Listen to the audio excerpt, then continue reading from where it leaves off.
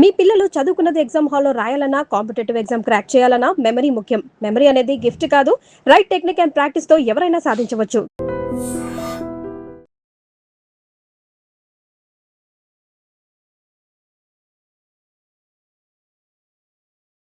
నమస్తే, welcome to I dream.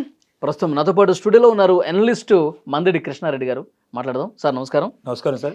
మందిడి Krishna Reddy గారు, మన భారతీయులు యుఎస్ఏకి చాలామంది ఆప్షనల్ ప్రాక్టికల్ ట్రైనింగ్ మీద వెళ్ళారు సార్. అయితే ఇప్పుడు అక్కడ జరుగుతున్నటువంటి చర్చ ఏంటంటే, ఈ ఓపీటీల మీద వెళ్ళినటువంటి ఎవరైతే ఉన్నారో వాళ్ళందరూ కూడా చాలామంది ఫేక్ ఓపీటీలు తీసుకుని పోయారు. దాని మీద ఇన్వెస్టిగేషన్ కూడా జరుగుతుందంట. నిజంగా ఓపీటీలు ఫేక్ అయి ఉంటే, అది ఒకవేళ ఇన్వెస్టిగేషన్లో బయటపడితే ఏంటి సార్, ఎలాంటి పరిణామాలు ఉంటాయి? అమెరికాలో చదువుకోవడానికి వెళ్ళిన స్టూడెంట్స్ కానీ, లేక H1B వీసా లాంటి L1 వీసాలు, ఇంకా రకరకాల వీసాల లోపల వీసా ముగించిన తర్వాత తిరిగి ఆ వీసాని మళ్ళీ రివైజ్ చేయడానికి కొంత టైం పట్టేటువంటి పరిస్థితులు, ఆ మధ్య గ్యాప్ లోపల అమెరికాలోనే ఉండి తనకు అనుకూలమైనటువంటి జాబ్ చూసుకోవడానికి, తన జీవితాన్ని స్థిరపరచుకోవడానికి ఒక అవకాశంగా ఓపీటీని ఉపయోగించుకుంటున్నారు. ఓపీటీ అంటే ఆప్షనల్ ప్రాక్టికల్ ట్రైనింగ్. అంటే ఏమిటి? ఒక స్టూడెంట్ ఒక డిగ్రీ పూర్తి చేశాడు, ఒక పోస్ట్ గ్రాడ్యుయేషన్ పూర్తి చేశాడు, కానీ చేయంగానే వెంటనే ఉద్యోగంలో చేరితే అతనికి ప్రాక్టికల్ ట్రైనింగ్ ఉండదు కాబట్టి కష్టం అవుతుంది. అందువల్ల ఏంటంటే ఎవరి దగ్గరికైనా వెళ్ళి దానికి సంబంధించినటువంటి కన్సల్టెంట్ లాంటి వాళ్ళు ఉంటారు కదా, వాళ్ళ దగ్గరికి వెళ్ళి ఒక రకంగా అక్కడ ట్రైనింగ్ తీసుకోవడానికి అవకాశం ఉంటుంది. అలాగే పెయిడ్ ఎంప్లాయీస్గా కూడా, అంటే ఒక దాంట్లో మనకు ఒక జాబ్ చేస్తున్నాం H1B వీసా మీద, ఆ వీసా కంప్లీట్ అయిపోయింది, తిరిగి దాన్ని రివైజ్ చేయాలి. చేయడానికి మధ్యలో గ్యాప్ టైం వచ్చింది. ఈ టైం లోపల అమెరికా పరిస్థితి ఏంటంటే, మీరు 3 months కన్నా ఎక్కువ ఉండడానికి వీల్లేదు. మీ పర్మిట్ అయిపోయిన తర్వాత మీకు ఏదైతే లైసెన్స్ ఇవ్వడం జరిగిందో, లేకపోతే మీకు వీసా ఇవ్వడం జరిగిందో, ఆ వీసా, అది స్టూడెంట్ వీసా అయినా, లేకపోతే మీకు వర్క్ పర్మిట్ అయినా, లేకపోతే మీరు ఏదైనా ఒక దాంట్లో జాబ్లో ఎక్కడ చేరినా మీకు ఇచ్చేటువంటి వీసా ఏదైతుందో, వీసా గడువు తీరిన తర్వాత, ఒకసారి వీసా అయిపోయింది, 3 మాసాల లోపల మీరు ఖచ్చితంగా ఆ దేశాన్ని వదిలిపెట్టి వెళ్ళిపోవాలి. ఇది కండిషన్. 3 months టైం ఇస్తారు. 3 monthsలో మీ ఇండియాకి వెళ్ళిపోవాలి. కానీ 3 monthsలో ఏమిటంటే, ఓపీటీ తెచ్చుకోగలిగితే, ఆప్షనల్ ప్రాక్టికల్ ట్రైనింగ్ సంబంధించినటువంటి లైసెన్స్ మీకు పర్మిషన్ తెచ్చుకోగలిగితే, ఓపీటీ ఎంత సార్, ఎన్ని రోజులకి ఇస్తారు? అది 1 year నుంచి 3 years వరకు ఇస్తారు. మినిమం 1 year ఉంటుంది, 3 years ఉంటుంది. అంటే 1 year అయితే స్టూడెంట్ వీసాలు అంటే ఏదైనా చదువుకోవాలి, నేను ఇప్పుడు నాకు ఇది అయిపోయింది, ఇది నాకు సరిపోలేదు, ఇంకా నేను వేరే హయ్యర్ ట్రైనింగ్ చేయాలనుకుంటే 1 year ట్రైనింగ్కి 1 yearకి అవకాశం ఇస్తారు.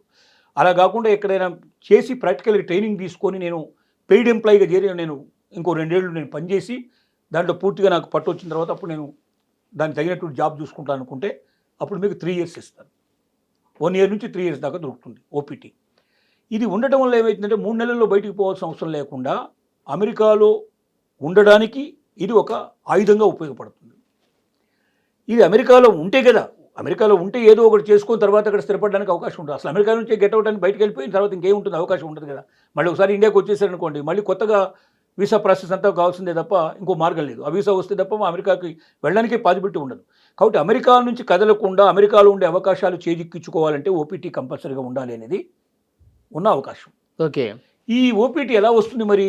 ఒకటి, ఎడ్యుకేషన్ చేసిన వాడికి ఏదైతే ఉన్నాడో, ఇంకా అంతకన్నా హయ్యర్ స్టడీస్ ఏదైనా కాలేజీలో కానీ వాటిల్లో కానీ జాయిన్ అయ్యి అక్కడ చదువుకుంటున్నట్టుగా కంప్లీట్గా చూపిస్తే ఓపీటీ ఇస్తారు.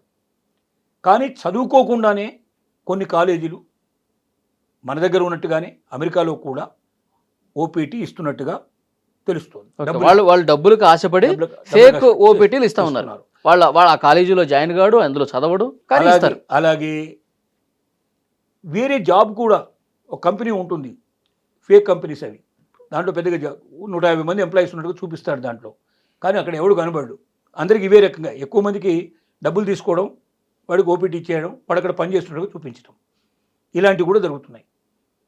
అంటే ఇండియాలో ఉన్నవన్నీ అక్కడ కూడా దాదాపుగా ఇండియన్సే స్టార్ట్ చేసి ఉంటారు బహుశా. మనం అక్కడ అమెరికా కన్నా మన వాళ్ళే స్టార్ట్ చేశారని అనుకోవడానికి ఎక్కువ అవకాశాలు ఉన్నాయి. అలా వెళ్ళడం జరిగింది. ఇలా వెళ్ళడం వల్ల ఏమైందంటే, ఇప్పుడు ఈ ఫేక్ ఓపీటీల మీద ఉన్న వాళ్ళ మీద ఎంక్వైరీ స్టార్ట్ అయింది. 10,000 కాదు, కరెక్ట్గా లెక్కేస్తే ఇంకా రెండింతలు వచ్చే అవకాశాలు కూడా ఉన్నట్టుగా తెలుస్తోంది.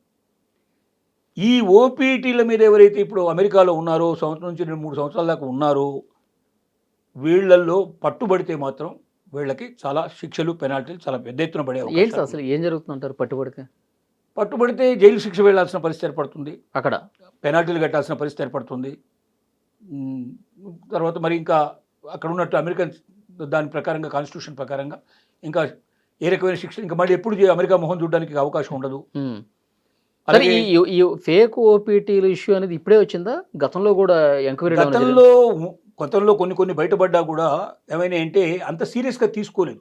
ఇప్పుడు అమెరికన్ ప్రెసిడెంట్ ట్రంప్ రెండోసారి గెలిచిన తర్వాత వలసదారులందరినీ కూడా అమెరికా నుంచి ఏరి పారేసి బయటికి పంపించాలని నిర్ణయించుకున్న తర్వాత దాని మీద ఫోకస్ ఎక్కువైంది. దాని మీద ఖచ్చితంగా దాని మీద యాక్షన్ తీసుకోవాల్సిన పరిస్థితి ఏర్పడింది. సో ప్రతి ఒక్కరు అలర్ట్ అయ్యారు. అన్ని డిపార్ట్మెంట్లకి అలర్ట్నెస్ తీసుకొచ్చారు. ప్రతి దగ్గర చెకింగ్లు జరుగుతున్నాయి, విపరీతంగా ఇన్స్పెక్షన్స్ జరుగుతూ ఉన్నాయి. కాబట్టి ఇలాంటి వాటిలో బయటపడుతున్నాయి, విషయాలు బయటపడుతున్నాయి. సో ఇది అంటే ఇన్వెస్టిగేషన్ సీరియస్గా జరుగుతుంది. అయితే సీరియస్గా జరుగుతుంది. ఇది బయటపడే అవకాశం ఉంది. ఎంతమందో మొత్తం టోటల్గా బయటకు తీసుకొచ్చినప్పుడు మరి దాని మీద జరిగేటువంటి పెద్ద ప్రళయం ముంచుకొచ్చే పరిస్థితి ఏర్పడుతుంది. కాబట్టి దీని గురించి చాలా సీరియస్గా ఆలోచించిన అవసరం ఉంది. ఇలాంటి వాళ్ళు ఓపీటీ వాళ్ళు ఎవరైనా ఉంటే వాళ్ళు మరి ఏ రకంగా దాన్ని వాళ్ళు ఏం చేయరు, వాళ్ళకు ఒక సూచన చేయండి. ఏం చెప్తారు? ఒకటి, ఇప్పటికైనా పాత ఓపీటీలోంచి బయటపడి కొత్త ఓపీటీలు ఏమైనా తీసుకొని జెన్యూన్గా తీసుకునే అవకాశాలు ఏమైనా ఉంటే దాన్ని పరిశీలించాల్సిన అవసరం ఉంది. ఎందుకంటే జెన్యూన్గా బాధినప్పుడు ఆటోమేటిక్గా పాతది వదిలేసినప్పుడు కొత్త దాన్ని తీసుకొని పాతది వదిలిపెట్టడానికి అవకాశం ఉండొచ్చు. అలాగే స్టూడెంట్స్ కూడా స్టూడెంట్ వీసా మీద పోయిన వాళ్ళ టైం అయిపోయి ఉంటే ఆటోమేటిక్గా ఇండియాకి వచ్చేయడం బెటర్, ఏమాత్రం అక్కడ ఉండకుండా. అంటే ఎవరైతే ఇక ఓపీటీల మీద కంటిన్యూ ఫేక్ ఓపీటీలు ఉన్నారో వాళ్ళు ఇండియాకి ఎంత తొందరగా వస్తే అది మంచిది. వెంటనే అక్కడ ముగించేసుకొని వెంటనే వెనక్కి వచ్చేస్తే పెద్దగా యాక్షన్ ఉండదు. ఒకసారి అమెరికాలో ఉంటే మాత్రం యాక్షన్ బాగా పడే అవకాశాలు ఉన్నాయి. ఇది ఒకటి సీరియస్గా ఆలోచించాల్సిన విషయం.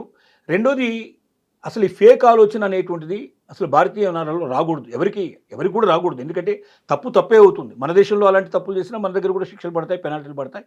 కాబట్టి జెన్యూనిటీ ఏర్పరచుకొని ముందుకు వెళ్ళడానికి ప్రతి భారతీయుడు ప్రయత్నం చేయాలి. ఇలాంటి తప్పులు మనం ఎక్కువ చేస్తున్నప్పుడు ఎక్కువగా అమెరికన్ సమాజం మనల్ని అసహించుకునే పరిస్థితి ఇంకెక్కువగా జరుగుతుంది. మన దేశ పరుగు ప్రతిష్టలు నాశనం అవుతాయని చెప్పి మనం విజ్ఞప్తి చేస్తున్నాం. Thank you sir.